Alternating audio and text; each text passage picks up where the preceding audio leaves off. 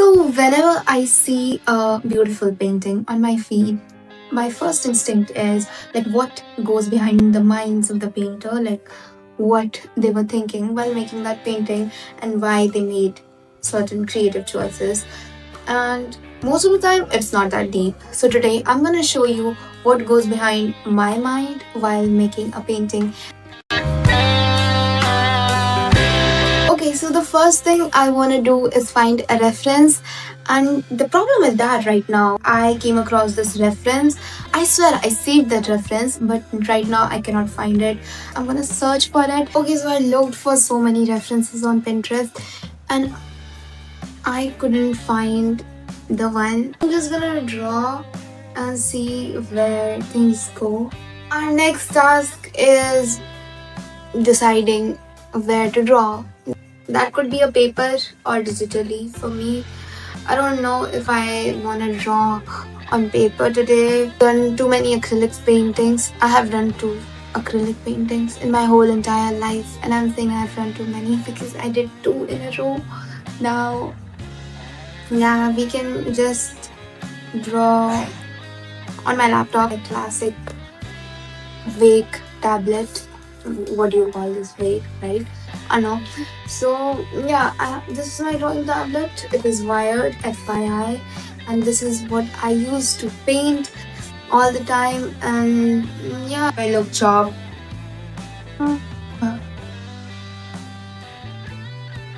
God, I cannot listen to myself. Okay, now I'm gonna say. So yeah, I'm gonna listen to some music while painting. I'm gonna record my canvas while painting, so you'll see that. Yeah, why am I looking at myself? I have to look into the canvas. Take an image and draw this here. It's really easy to make a mood board. So you can have this like here, and I've set this to like be pinned on top. So now that I draw here, I can look at these images. Yeah. After getting a basic idea of what you want to draw, you'd want to make a couple of thumbnail sketches. Now, making thumbnail sketches is very important because you'd want to explore more possibilities. And I would suggest making 3-4 thumbnail sketches. And in this one, I ended up using the first thumbnail. After making like 4 thumbnail sketches, I realized that I like the first one. That is usually the case, but does that stop me from making thumbnail sketches? No, and it shouldn't stop you as well, because you must explore more ideas than your first idea to get a better idea. Okay. Back to the painting. So my next step is usually refining the thumbnail sketch. As you can see, the thumbnail sketch was very messy. So I made a layer on top of it and lowered the previous layer's opacity, and then just traced it and made it more refined. And this sketch layer is going to be visible in our final painting, though it's not going to be that much visible, but it's going to be there. I'm just going to paint over this. And I don't make a line art, so this is our final sketch. Also, excuse the color grading here. I don't know what I did. I woke up with a fresher eye today, so I might have better ideas. Maybe not. We'll see. Finally, it's time to paint now. So what I'm gonna do is just put on random colors on the canvas and see what works and what doesn't, because I never really tested out different color schemes, different color palettes while making the thumbnail sketches.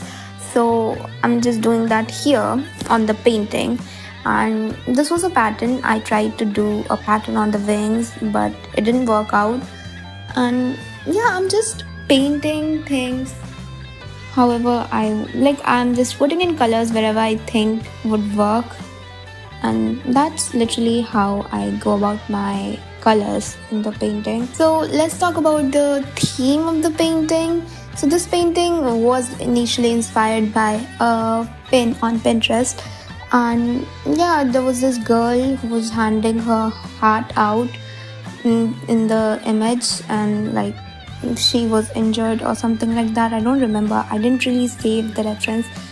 So yeah, I thought that was a really good photograph. See, look at this. We took this we took this to this.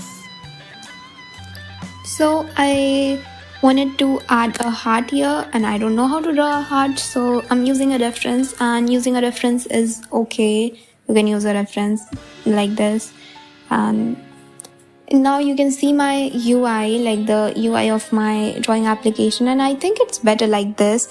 I would prefer watching speed paint with the UI there, because then I can see what the artist is actually doing, and it's better like this, I think. But I forget recording, so I have to sometimes use my speed paint that is auto recorded in Krita. By the way, I'm using Krita. Did I tell you? I think I told you that already. And here I wanted to do this material here on the top of the character, but the problem was that, first of all, it wasn't even like something that would go with the whole vibe of the painting, and second of all, I don't know how to paint this material, and it looked awful. And I would like, it looks like some jelly something I drew, so it doesn't look that good. So I'm gonna change it, don't worry. Now this is the top I ended up with. So I wanted this painting to like depict vulnerability, and like I want the character to be very vulnerable, so I like used minimal clothing to, I don't know, represent that. Yeah, right now I'm working on the wings, and for the wings, as you can see, I have used a lot of lasso tool, and the lasso tool thing is like something which is very useful. I learned this from Loish, if you know her. Am I pronouncing her name right? I don't know. So like this artist Loish, and I really like how she uses the lasso tool to like make hard edges. So I've used the lasso tool so much. Welcome to day 3, and I am like drawing over everything. I've made a new layer, and I'm just painting over everything and making things more refined and adding more color to her little red piece of fabric which was wrapped around her lower part. So I just wanted that to be a little more vibrant, though I don't know how to paint fabrics, especially when they're interacting. So we are almost done with the painting, but I'm gonna add a darker shadow, like a dark border around the painting, so that it creates the spotlight effect and makes the character our focal point, which is very important because you wouldn't want the viewer to be distracted. And I'm also adding some shadows. Like this layer which I'm working on is set on overlay, and I'm also adding more saturated colors to make the places that are like the focal point more pronounced. And I'm working a little bit on the face because the face wasn't that, good. So I wanted the face to be in the shadow because of course it's covered by her hair, so it would be in shadows. And I'm just painting over things again using the lasso tool. Now I have created a new layer, as you can see, and I'm cropping the painting and editing it a little bit, like playing with the graphs and all those things here. And I've like duplicated my